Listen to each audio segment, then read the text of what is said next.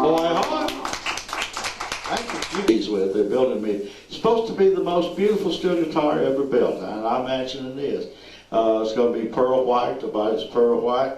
Where it says Little Roy, that's going to be in gold leaf pinstripe. What's the name of the guitar company? Derby, D-E-R-B-Y. Of course, it's in Louisville, Kentucky. I don't know where they got that name, you know. No. Derby. But they're mighty fine people. We're going to play you George Morgan's biggest song, and of course you know it's Candy Kisses. But before I play it though, I want to say a few kind words about my dear departed buddy. We were strictly buddies. I get kind of tickled. People say, "Did you know Lori Morgan?" I said, "I probably changed her diaper." I imagine I did. George had 5 children. Lori's the youngest of 5. He was Catholic and careless. He had 5 children. I mean, and stayed pregnant all the time. I'm not kidding. And I will talk a little bit more about Lori a little bit later on in the program. But I think that Ernest Tubb and George Morgan, of the entertainers, cared more about their fellow man than anybody I've ever known. And what I mean by that is, you know, we say, "Hello, how are you?" And we really don't mean that "how are you" part, because you don't want to hear my troubles, you know. But they did, and if they could help you with it, they would.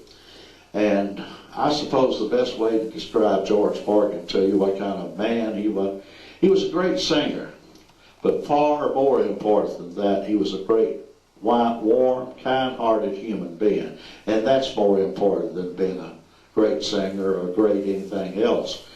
Being a human being, a person, a nice lady and a nice gentleman, that's what's important. And to show you what kind of man he was, we would travel long distances, just he and I, because we used a house band. We didn't have a band. And we was always in Colorado or New England, long ways from Nashville. And we would have to, one of us had to be asleep while the other one was driving. And I'd be in the back seat asleep, and I could feel somebody else in the car besides me and old George. I'd raise up, and he done picked up a hitchhiker. Scared me to death. And when he let the boy out, he'd give him a $100 bill. I asked him one day, I said, "George, why do you do that?" He said, "If that was my son, that's what I'd want somebody to do for him." Now, folks, how many people do y'all know that think that way? You know, just stop and think about it. Giving a hitchhiker a $100 bill when he gets out of the car.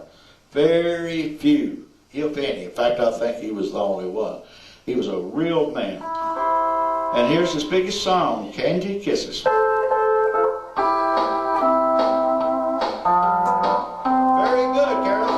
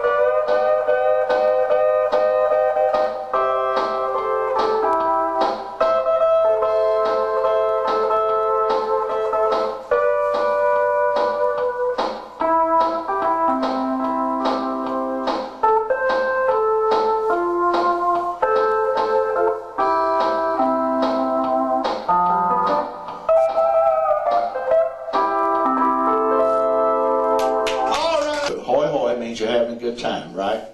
Okay, in order to explain hoy hoy to you, I got to tell you the ages of my children. I have a daughter that's 47. I have a son that's 41.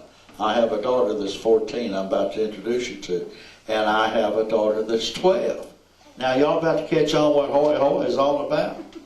I said you've been having a good time. Well, this old boy's been having a good time for a long, long time. And I'll kind of explain it to you. My first wife passed away with cancer of the brain, and her mother is only 2 months older than my grown daughter. And so since I have a young wife, we have young children. They've been blaming that on us old dudes for years. That wasn't us. That's the other side of that fence over there. Anyway, this beautiful lady standing next to me here is my 14-year-old daughter, Karen, and she's so pretty I got a whistle for her first. Okay. This is my daughter, Karen. She's going to sing for you. Can we have a nice round of applause for her?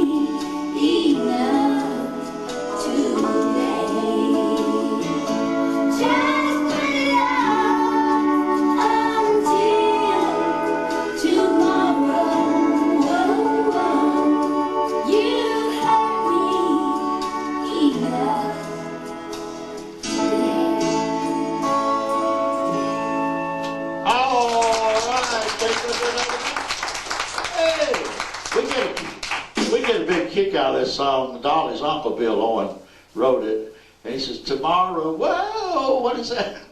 We could never figure out why he needed that extra little whoa in there. I just about traded her version for the original I got at home, Roy. Is that it? That is good. Yeah, that's a good record, yeah. All right, honey, you going to do another? Oh, you want me to tell that story? Yes. Okay, oh, you're going to do a Susie Bar. Okay, okay, she wants me to tell this story. This guy come in, I used to see him down at my music store in Nashville, but I had forgotten his name, but his name really is not important to this story, but he's standing there bragging on his daughter, and I was bragging on my daughter. He said, my daughter sang down in Dollywood. I said, well, all right. My daughter's been down there too. He said, my daughter running for Alabama. I said, all right. And I'd say something about Karen, you know. And finally he said, my daughter filled in for Ralph Emery the other night. I said, who is your daughter? He said, Susie Bogus.